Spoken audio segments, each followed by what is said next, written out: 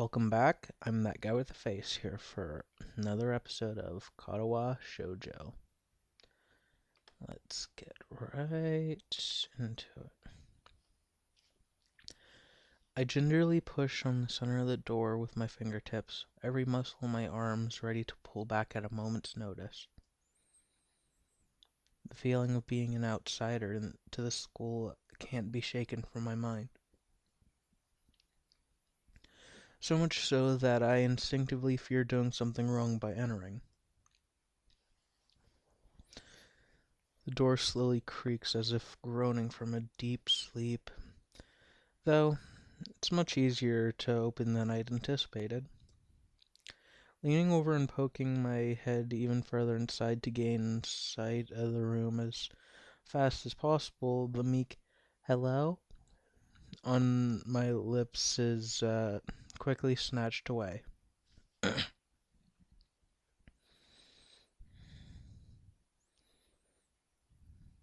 Dot dot dot.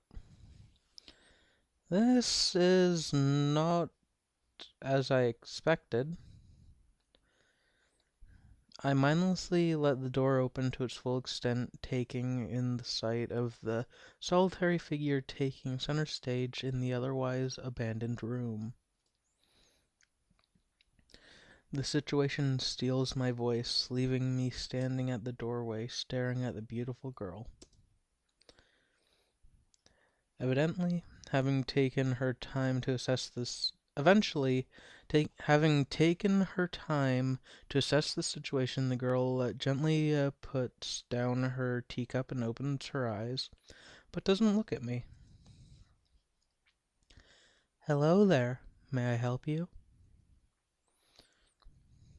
Staring directly in front of herself, the movements of her lips seem to break the silence rather than the words. However, it's the soft, measured voice that reminds me she's being separate from the room itself. Not only is she likely the tallest girl I've ever seen, but even among the foreigners I've met, she's strikingly distinct. Um, Hi, sorry for intruding. I was just kind of lost. She takes a moment to formulate a response before speaking.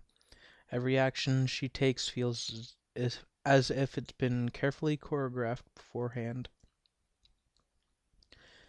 Care to take a seat? Unexpected considering that I'm intruding upon her. Thanks. I slowly step towards another seat opposite her, the girl resting the teacup and saucer on a wooden table in between.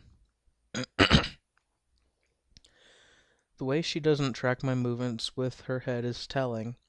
That, and the slight cloudiness in her eyes, means she must be at least partially blind like Kenji. Come to think of it, her voice doesn't have any detectable accent either. I guess she must be half Japanese. As I take my seat, her composure takes me slightly off guard. Her air of relaxed confidence makes the silence entirely comfortable. The calming atmosphere is so very different from the student council office. I take it you're a new student to Yamako? Yeah, I just transferred in yesterday. I get the distinct feeling my speech patterns don't match the formality of hers, accentuated by her restrained bow of greeting, one which I hasten to match before realizing the futility of the action. I'm Lily Sato. Pleased to meet you. Hisao Nakai. She gives a nod before gesturing roughly in the direction of her teacup. Would you care for a drink? Sure. As much as it pains me, I can't keep step with her formality in the proceedings. She gives a kind nod, taking the request in stride. Without another word, she steps off the chair and prepares a second cup of tea from a collection of supplies laid out along a shelf. A brush here, a brush there. Her left hand often lightly touching the side of whatever container she's pouring into. It seems to be a process she's followed dozens of times before. As I lean sideways to see around her back, she seems to use her long, dainty finger to measure the right amount of water in the cup. That's one thing to see the different disabilities the students have in my class, but it's quite another to see how everyone seems to adapt. Shizune and Misha have no problem working together to communicate to me, and Lily herself seems to have workarounds for problems I've never thought of. While I feel slightly guilty about her doing the work, she seems pleased to be following the correct procedure of preparing drink. So, her soft voice brings me on my silent observance. Which room were you looking for? It's not often this classroom is visited after school. The school library. Some classmates told me it was on this floor. She finishes pouring the water into the teacup as she nods. A small metallic tapping coming from the teacup indicated it's being stirred. I'm aware of Miss Hamachi, as are most students. To be with them means you're in class 3-3, no? That's right, I'm in the science room with Mato. She gives a small giggle before setting down the teaspoon and slowly walking towards the table, teacup and saucer in hand. He's quite the character. I imagine you'll come to like him. Most do. As she sets down the tea, I gently take it and have a sip. I'm really more of a coffee person, but this seems like a rather bad moment to bring it up. That is rude, Hisao, especially since tea is clearly better. Nonetheless, the smell is quite nice. I hardly think it'd be hard to choke down, starting to hate Hisao more. Thanks, Sato. It's really nice. She smiles and quickly waves her hand in front of her face. Lily, please. There's no need to be too formal. She says that in spite of her exceedingly well-bred speech. Oh well. I guess I should try and ask her about herself, as if it really does seem as if she's catering to me.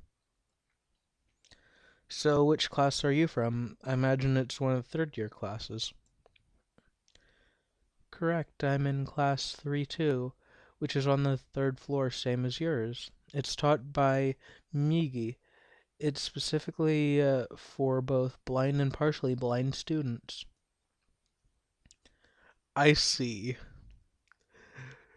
Sao. Political correctness, please. Uh, sorry. I feel like slapping myself for the faux pas, looking at her face, though she doesn't seem the least bit put off by it. My, there's no need to change your speech on my account. Sure, sorry, I guess. I'm really showing my newness here, aren't I? An environment like this would be a big change, so I can't fault you for it. While the same can't be said for everyone, many have come to terms with their conditions. A category which would include her, it seems all too ready to jump ship from this particular topic. I segue to a new one. Do you come here to drink tea often? It's a pretty nice place. Thinking on it, this might have been her version of place behind the school that I like to have lunch at. I come here fairly often during lunch times. My duties as class representative don't leave enough time for an official club, So a friend and I use this room for having tea. Class rep, huh?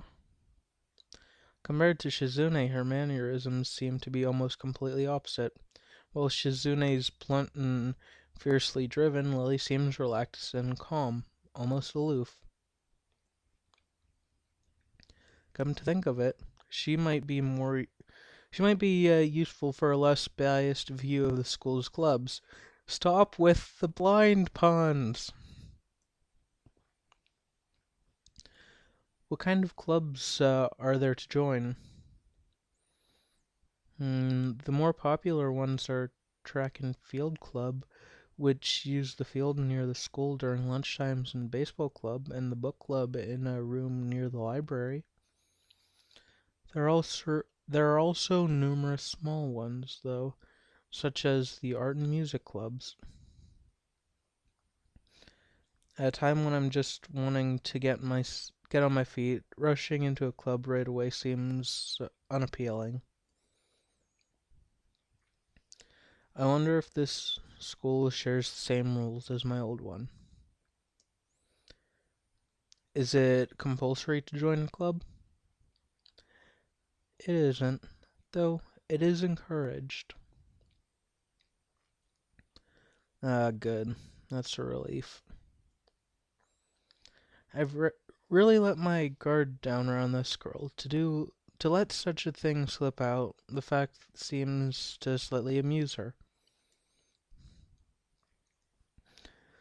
Not wanting to get my to Not wanting my tea to get cold, I finally start drinking it as Lily does the same.